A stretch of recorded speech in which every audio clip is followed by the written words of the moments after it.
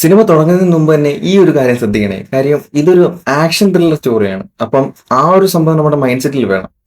പിന്നെ അത് മാത്രമല്ല, നമ്മുടെ ഗ്രൂപ്പിൽ കുറച്ച് മെമ്പേഴ്സ് ചേർന്ന് ഒത്തൊരുമയോടെ ക്രിയേറ്റ് ചെയ്തൊരു സ്റ്റോറി കൂടിയാണ് ഇത്. അവരുടേതായ എഫോർട്ടും കാര്യങ്ങളൊക്കെ ഞാൻ കുറച്ച് നാളുകൊണ്ട് വാച്ച് ചെയ്യുന്നതാണ്.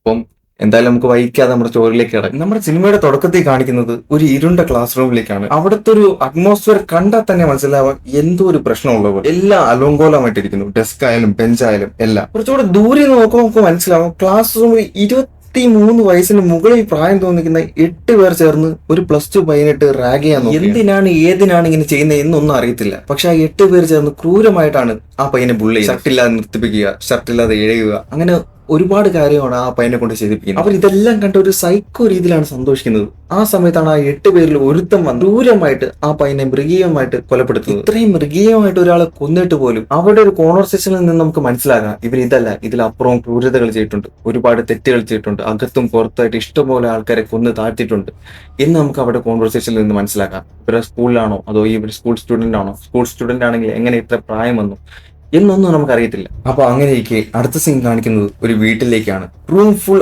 അലങ്കോലമായിട്ട് DJ ലൈറ്റൊക്കെ ഇട്ട് ഫുൾ വൈബ് മോഡിലാണ് ഇരിക്കുന്നത്. തറയിൽ മുഴുവൻ ബിയറിന്റെ ബോട്ടിലും ജാക്ക് ഡാനിയലിന്റെ ബോട്ടിലും ഒക്കെ ആയിട്ട് നിറഞ്ഞിരിക്കുക. അത് മാത്രമല്ല, തൊട്ടടുത്തുള്ള ടേബിളിൽ തന്നെ ഒരുപാട് സിഗരറ്റ് കുറ്റികളും തൊട്ടടുത്ത് തന്നെ ഒരു പെൺകുട്ടിയുടെ ഫോട്ടോയും നമുക്ക് കാണാം. അപ്പോഴാണ് സ്പീക്കറിൽ ഫുൾ വോളിയം ഇട്ടുകൊണ്ട് ഒറ്റയ്ക്ക് ഡാൻസ് കളിക്കുന്ന നമ്മുടെ ഹീറോയുടെ ഇൻട്രൊഡക്ഷൻ വരുന്നത്. പക്ഷെ ഇങ്ങനെയൊക്കെ വൈബ് അടിക്കുന്നുണ്ടെങ്കിലും അദ്ദേഹത്തിന്റെ മുഖത്തിൽ നമുക്ക് എന്തൊക്കെയോ മനസ്സിലാവുന്നുണ്ട്, എന്തോ ഒരു വിഷമം പോലെ.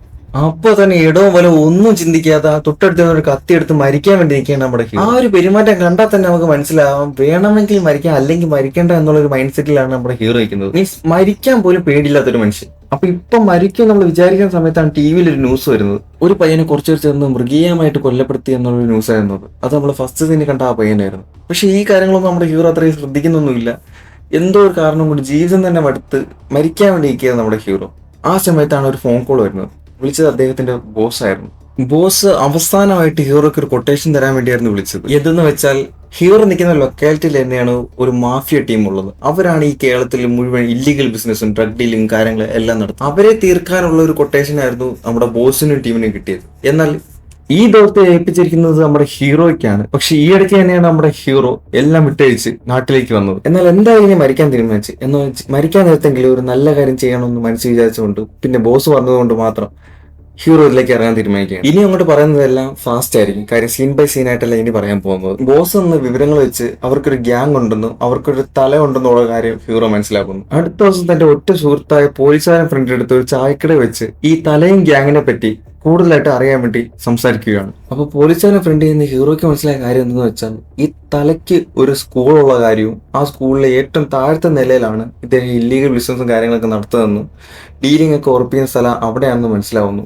പിന്നെ തല രാഷ്ട്രീയത്തിലൊക്കെ ഉള്ളത് കൊണ്ട് ഇയാളെ ആരും സംശയിക്കത്തില്ല. ഇനിയിപ്പോ ആരെങ്കിലും സംശയിച്ചാലോ അല്ലെങ്കിൽ എന്തെങ്കിലും ഒരു കേസ് കൊണ്ട് വന്നാൽ തന്നെ ഇയാളുടെ ഒരു പവർ വെച്ച് ഇവരുടെ ഈ ടീം 8 പിള്ളേരും ചേർന്ന് അയാളെ തട്ടിക്കളയുക, ഏതെങ്കിലും ഒരു കടലിൽ കൊണ്ട് താക്കുകയോ അങ്ങനെ എന്തെങ്കിലുമൊക്കെ ചെയ്യും. എന്തായാലും മരണം ഉറപ്പാണ്. അതുകൊണ്ടാണ് ഈ പോലീസുകാർക്ക് വരെ പേടിയാണ്. ഒരു +2 പഠിക്കുന്ന പയ്യനെ എല്ലാവരും ചേർന്ന് മൃഗീയമായിട്ട് കൊന്നതിന്റെ പുറകിലും തലയുടെ ടീമാണെന്നുള്ള കാര്യം പോലീസുകാരെ കൊണ്ടുവഴി ഹീറോയ്ക്ക് മനസ്സിലായി. അങ്ങനെ ഏറെക്കുറെ എല്ലാ കാര്യങ്ങളും മനസ്സിലാക്കിയതിനു ശേഷം ബോസ് ഹീറോക്ക് കൊടുത്ത ടാസ്ക് പോലെ തന്നെ ഹീറോ ഓരോ ആൾക്കാരെ ടീമിലെ ഓരോ ആൾക്കാരെ ട്രാപ്പ് ആക്കി കൊന്നൊടുക്കിക്കൊണ്ടിരിക്കുകയാണ്. ഇതിനോടകം തന്നെ മെയിൻ വില്ലന്റെ ടീമിലുള്ള 4 പേരെ നമ്മുടെ ഹീറോ കൊന്നു. അപ്പോഴേക്കും നമ്മുടെ തലയ്ക്ക് മനസ്സിലായി ആരോ നമുക്കിട്ട് പണിയുന്നുള്ള കാര്യം.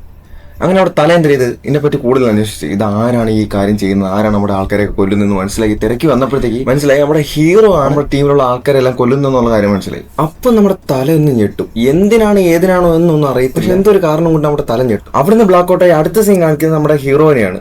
ഹീറോ ഇനി ടാർഗറ്റ് ചെയ്യാൻ പോകുന്നത് നമ്മുടെ വില്ലനെയാണ്. മീൻസ് നമ്മുടെ തലേനെ. നമ്മുടെ തല പോകുന്ന അതേ സ്ഥലത്ത് ഫോളോ അപ്പ് ചെയ്ത് ടാർഗറ്റ് ചെയ്യുന്നതായിരുന്നു നമ്മുടെ ഹീറോയുടെ പ്ലാൻ.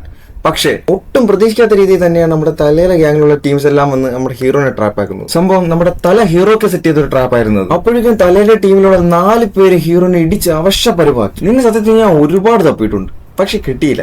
എന്നാൽ അനീത്തിയെ കൊന്നതിന്റെ പേരിൽ നീ എന്നെ കൊല്ലാൻ വരുന്നുള്ള കാര്യം ഞാൻ എന്റെ സ്വപ്നത്തിൽ പോലും വിചാരിച്ചില്ല എന്ന് തല ഹീറോയോട് പറയുമ്പോഴായിരിക്കും നമുക്കും ഹീറോയ്ക്ക് മനസ്സിലാവുന്നത് ഹീറോയുടെ അനീത്തിയെ കൊന്നത് ഈ വില്ലനാണെന്നുള്ള കാര്യം. പക്ഷെ ഈ നിമിഷം അറിഞ്ഞിട്ട് പോലും ഹീറോയ്ക്ക് ഒന്നും ചെയ്യാൻ പറ്റാത്ത അവസ്ഥയായിരുന്നു. അത്രയ്ക്ക് വീക്കാക്കി കളഞ്ഞു. ഒരുപാട് ദേഷ്യം ഉണ്ടെങ്കിൽ ഇനി എന്തെങ്കിലും ചെയ്യണമെങ്കിൽ തന്നെ ജീവൻ വേണമെന്ന് ഹീറോയ്ക്ക് മനസ്സിലാവും. അപ്പോൾ തന്നെ ഒന്നും ചിന്തിക്കാതെ ഹീറോയുടെ മാക്സിമം എനർജി എടുത്ത് അവരെയൊക്കെ തട്ടുമാറ്റി രക്ഷപ്പെട്ട് ഓടുകയാണ് നമ്മുടെ ഹീറോ. ഒരു പരിധി വരെ അവരെയൊക്കെ വിട്ട് ദൂരെ പോയെങ്കിലും ഒരു സ്ഥലത്തെത്തുമ്പോൾ ഹീറോയുടെ ബോധം പോകും. ആ ബോധം പോകുന്ന സെക്കൻഡിലാണ് നമ്മുടെ ഫ്ലാഷ് ബാക്ക് വരുന്നത്. കാണിക്കുന്നത്. ഫ്ലാഷ് ബാക്കിൽ നമുക്ക് മനസ്സിലാവും ഹീറോയുടെ അനിയത്തി ഒരു പോലീസാണ്. പിന്നെ ഹീറോ ദൂരെ എവിടെയാണ് ജോലി എന്നുള്ള കാര്യം നമുക്ക് മനസ്സിലാക്കാം. പക്ഷെ അനിയത്തിക്ക് എവിടെയാണ് ജോലി എന്നോ അതെന്താണ് ചെയ്യുന്നതെന്നോ ഒന്നും അറിയത്തില്ല. അങ്ങനെ പോലീസ് ആയതിനു ശേഷം അച്ഛന്റെ മിസ്സിംഗ് കേസിനെ പറ്റി കൂടുതലായിട്ട് അനിയത്തി അന്വേഷിക്കാൻ വേണ്ടി തീരുമാനിക്കും. അപ്പോൾ നമുക്ക് മനസ്സിലാവും ഹീറോയുടെ അച്ഛൻ എന്ന് പറയുന്നത് ഒരു പോലീസ് ആയിരുന്നു. അപ്പോൾ അച്ഛൻ അവസാനമായിട്ട് എടുത്ത കേസിനെ പറ്റി അന്വേഷിക്കുമ്പോഴേക്കും മനസ്സിലാവുന്നത് അത് തലയുടെ കേസായിരുന്നു. മീൻസ് നമ്മുടെ മെയിൻ വില്ലന്റെ. അങ്ങനെ തലയെ പറ്റി കൂടുതൽ അന്വേഷിക്കാൻ മനസ്സിലാവും തലയ്ക്കൊരു ടീം ഉണ്ടെന്നും അവർ സ്കൂളിൽ ഇല്ലീഗൽ ബിസിനസ്സും ഡീലിംഗ് ആണ് നടത്തുന്നുള്ള കാര്യമാണ്. ആർക്കും തലയ്ക്ക് നേരെ എതിർത്തിരിക്കാൻ ധൈര്യമില്ലെന്നുള്ള കാര്യവും പിന്നെ അച്ഛനാണ് അവസാനമായിട്ട് തലയുടെ കേസ് ഏറ്റെടുത്തുന്ന കാര്യവും. അപ്പൊ എന്തായാലും ഇവർക്കിടയിൽ ഒരു ബന്ധമുള്ള ഒരു കാര്യം നമ്മുടെ അനിയത്തിക്ക് മനസ്സിലാവും. അപ്പൊ നേരെ ചെന്നാൽ ഒന്നും ചെയ്യാൻ പറ്റുന്നുള്ള കാര്യം നമുക്ക് അനിയത്തിക്ക് നേരത്തെ മനസ്സിലായി. അപ്പൊ അനിയത്തി ഒരു പ്ലാൻ ഇടും. പ്ലാൻ എന്ന് പറയുമ്പോഴത്തേക്ക് ആ 8 പേരിലെ ഒരുത്തനായിട്ട് റിലേഷനില്ല. അങ്ങനെ അവൻ വഴി അവൾ എല്ലാ കാര്യങ്ങളും അറിയും. പക്ഷെ ഈ കാര്യം നമ്മുടെ തലയ്ക്ക് മനസ്സിലാവും. തലയ്ക്ക് മനസ്സിലായിട്ട് ഇവളെങ്ങനെ ഐസിനെ തട്ടിക്കളഞ്ഞിട്ട് ഇതൊരു ആക്സിഡന്റ് കേസായിട്ട് വരുത്തി തീർക്കും. അപ്പൊ അവിടുന്ന് ബ്ലാക്ക് ഔട്ടായി നമ്മുടെ ഹീറോ കണ്ണ് ഉറക്കുമ്പോഴത്തേക്ക് കാണുന്നത് വേറൊരു റൂമിലായിരിക്കും. ആ റൂമിൽ നോക്കുമ്പോൾ ഒരു ഫോട്ടോ കാണാം. ആ ഫോട്ടോ അമ്മക്ക് കാണുമ്പോൾ മനസ്സിലാവും അത് ഫസ്റ്റ് സീനിൽ ഇവരെല്ലാരും കൂടി ചേർന്ന് കൊന്ന ആ പയ്യനായിരിക്കും. അപ്പോഴേക്ക് ആ വീട്ടിലെ മാമൻ വരും. മാമൻ എന്ന് പറയുമ്പോൾ ആ പയ്യന്റെ അച്ഛൻ. സംഭവം എന്തെന്ന് വെച്ചാൽ ഹീറോയുടെ ബോധം പോയത് ഇദ്ദേഹത്തിന്റെ വീട്ടിന്റെ ഫ്രണ്ടിലായിരുന്നു. അങ്ങനെയാണ് എന്താണെന്ന് കാര്യം അറിയാൻ വേണ്ടി ഹീറോനെ വീട്ടിന്റെ അകത്ത് കൊണ്ടുവരുന്നത്. അപ്പോൾ നമ്മൾ അവിടെ ഒരു ഇമോഷണൽ കണക്ഷനാണ് കൊണ്ടുവരാൻ നോക്കുന്നത്. ഹീറോ ഈ ഫോട്ടോ കണ്ടിരിക്കുന്ന പയ്യനെ എവിടെ കണ്ടിട്ടുണ്ടെങ്കിൽ ഇത് ആരാ ഏതാന്ന് തിരക്കുമ്പോൾ അച്ഛൻ്റെ കുറച്ച് കാര്യങ്ങളോ അച്ഛൻ ഇങ്ങനെ അങ്ങനെയാണെന്ന് മനസ്സിലാക്കുകയും അവിടെ ഒരു ഇമോഷണൽ കണക്ഷൻ വരികയും ചെയ്യും. അപ്പോൾ അതൊക്കെ കഴിഞ്ഞ് അവിടെ നിന്നൊക്കെ ഇറങ്ങി ഹീറോയുടെ മൈൻഡിൽ എങ്ങനെയെങ്കിലും അവരെയൊക്കെ ഒന്ന് കൊല്ലണം തീർക്കണം എന്നുള്ളൊരു മൈൻഡ് സെറ്റ് വരും. അങ്ങനെ അവർ ഇപ്പം നിൽക്കുന്ന ഒരു കഫേയിലാണെന്നുള്ളൊരു കാര്യവും എല്ലാം മനസ്സിലാക്കി അവരെങ്ങനെയെങ്കിലും ട്രാപ്പാക്കാൻ വേണ്ടി ഹീറോ അവരെ ഫോളോ അപ്പ് ചെയ്ത് പോവുകയായിരിക്കും. വില്ലൻ കഫേയിൽ ഇരിക്കുന്ന പോലെ തന്നെ നേരെ ഓപ്പോസിറ്റ് വശത്ത് ആരും കാണാത്ത രീതിയിലായിരിക്കും നമ്മുടെ ഹീറോ ഇരിക്കുന്നത്. വില്ലൻ അവിടെ നിന്ന് ഫുഡ് കഴിക്കുകയോ അതിന്റെ നേരെ ഓപ്പോസിറ്റ് ഇരുന്ന് നമ്മുടെ ഹീറോ ഒരു കോഫിയും ഓർഡർ ചെയ്തു. കാര്യം മനസ്സിലാക്കാതിരിക്കും. കോഫി കുടിച്ചുകൊണ്ടിരിക്കുന്ന സമയത്ത് നമ്മുടെ ഹീറോയ്ക്ക് മനസ്സിലാവും ഇതിന്റെ എന്തോ കലർത്തിയിട്ടുള്ള കാര്യം. അങ്ങനെ നേരെ നമ്മുടെ വില്ലനെ നോക്കുമ്പോഴത്തേക്ക് അവരെല്ലാരും ഇവരെ നോക്കി ചിരിച്ചുകൊണ്ടിരിക്കുകയായിരിക്കും. അറ്റ് സെക്കൻഡ് ഹീറോയുടെ ബോധവും പോകും. അവിടുന്ന് ബ്ലാക്ക് ഔട്ടായി ഹീറോയ്ക്ക് ബോധം വരുമ്പോൾ ഹീറോനെ ട്രാപ്പാക്കി ഫ്രണ്ടിൽ വില്ലൻ ഇരിപ്പുണ്ട്. അപ്പോൾ വില്ലന്റെ ഒരു ബാക്ക്ഗ്രൗണ്ട് മ്യൂസിക്കും വില്ലൻ എങ്ങനെയാണ് ഹീറോന്റെ അച്ഛനെയും അനിയത്തെയും കൊന്നെന്നുള്ള കാര്യം പറയും. അങ്ങനെ വില്ലൻ ഹീറോനെ കൊല്ലാനായിട്ട് അവരുടെ ടീമിന്റെ അടുത്ത് പറയും. അപ്പോൾ ഹീറോയുടെ ഒരു ക്ലോസ് ഷോട്ടും ഹീറോയുടെ മൈൻഡിൽ വരുന്ന കാര്യങ്ങളൊക്കെ ആയിരിക്കും പറയുന്നത്. മാസ്റ്റർ പറഞ്ഞ വാക്കുകളും ബാക്കി എല്ലാ കാര്യങ്ങളൊക്കെ ആയിരിക്കും ഹീറോ ഓർക്കുന്നത്. അപ്പൊ ടീമിലുള്ളവർ നമ്മുടെ ഹീറോ കൊല്ലാൻ നിൽക്കാൻ നേരത്തെ ആയിരിക്കും പെട്ടെന്നൊരു ശബ്ദം കേൾക്കുന്നത്. സംഭവം തല അവിടെ നിന്ന് ഛർദ്ദിച്ച് ശ്വാസം കിട്ടാതെ പെടയായിരിക്കും. അപ്പോഴേക്കും തലയുടെ ടീമിലുള്ള എല്ലാവരും ഹീറോയെ കളഞ്ഞിട്ട് വില്ലന്റെ അടുത്ത് നോക്കി പോകും. വില്ലന്റെ അടുത്ത് പോയി നിൽക്കാൻ നേരത്തായിരിക്കും പെട്ടെന്ന് ഗൺ ട്രിഗർ ചെയ്യുന്ന ഒരു ശബ്ദം. ഇവരെല്ലാവരും തിരിഞ്ഞു നോക്കാൻ നേരത്തായിരിക്കും ഗണ്ണും പിടിച്ച് ഒരു ചെറു ചിരിയോടെ നിൽക്കുന്ന നമ്മുടെ ഹീറോയെ കാണുന്നത്. അങ്ങനെയാണ് ചെറിയൊരു ഫ്ലാഷ് ബാക്ക് കാണിക്കുന്നത്. വില്ലന് പീനട്ട് അലർജി ആണെന്നുള്ള കാര്യവും വില്ലൻ ഹീറോനെ ട്രാപ്പ് ആക്കുന്നതിന് മുമ്പേ തന്നെ ഹീറോ വില്ലനെ ട്രാപ്പ് സെറ്റ് ചെയ്തിരുന്നു. അതാണ് വില്ലൻ കഫേയിൽ നിന്ന് കഴിച്ച ഫുഡ്. പ്രസൻസിന് ഒരു 4 വെടിവെച്ചോടെ ശബ്ദം കേൾക്കാം. സംഭവം അവിടെ നിന്നിരുന്ന 4 പേരെ ഹീറോ വെടിവെച്ച് കൊന്നു. ഇനി അവസാനമായിട്ട് ബാക്കിയുള്ളത് നമ്മുടെ മെയിൻ വില്ലനാണ് എന്ന് പറഞ്ഞാൽ നമ്മുടെ തല.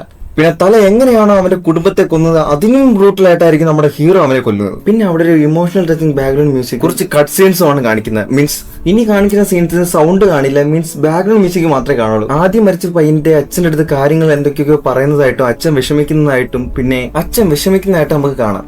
സംഭവം ഹീറോ അവരുടെ അടുത്ത് എല്ലാ കാര്യങ്ങളും പറഞ്ഞു എന്നുള്ളൊരു സംഭവമാണ് അവിടെ നിന്ന് ഉദ്ദേശിക്കുന്നത്. പിന്നെ അവിടെ നിന്ന് കട്ട് ചെയ്ത് വേറൊരു സ്ഥലത്ത് ഹീറോ ഒറ്റയ്ക്കിരിക്കുന്നതായിട്ടും ഹീറോയുടെ മാസ്റ്ററായ ബോസ് കാര്യങ്ങളെല്ലാം പറയുന്നതായിട്ടും ഒരു ബാക്ക്ഗ്രൗണ്ട് വോയിസ് ഓവർ ആയിരിക്കും കാണുന്നത്. അങ്ങനെ കാണിച്ചുകൊണ്ട് നമ്മുടെ സിനിമ അവിടെ എൻഡ് ചെയ്യാണ്.